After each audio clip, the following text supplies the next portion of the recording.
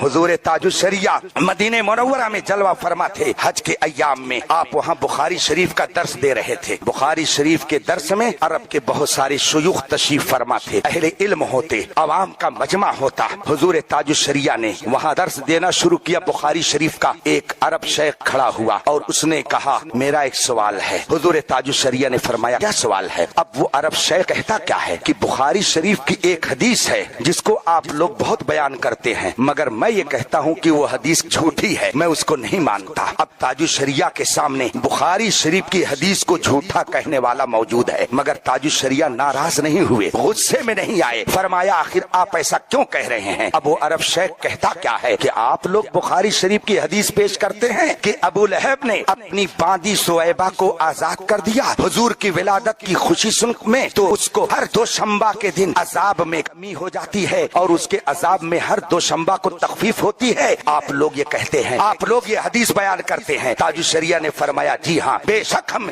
ये हदीस बयान करते हैं। उसने कहा, ये हदीस झूठी है, मैं नहीं मानता। हुजूर ताजुश्शरिया ने फरमाया, क्यों नहीं मानते? अब उस अरब आलिम ने क्या कहा, ये हदीस कुरान के खिलाफ है, कुरान के मुआरिस है, कुरान के मुखालिफ है। हुजूर ताजुश्शरिया ने फरमाया, वो कौन सी आयत करीमा है कि ये हदीस उसके खिलाफ है? वो अरब आलिम अब फौरन पढ़ता है कि अल्लाह ने कुरान में इरशाद फरमाया है, वला युखफ़फ़ु अन्हुमुल अज़ाब ला युखफ़फ़ु अन्हुमुल अज़ाब, काफिरों के अजाब में कोई कमी नहीं होगी। तो जब कुरान फरमाता है कि काफिरों के अजाब में कोई कमी नहीं होगी, तो आप लोग कैसे ये कहते हैं कि हर दोशंबा को अबू लहब के अजाब में तखफीफ और कमी हो जाती है?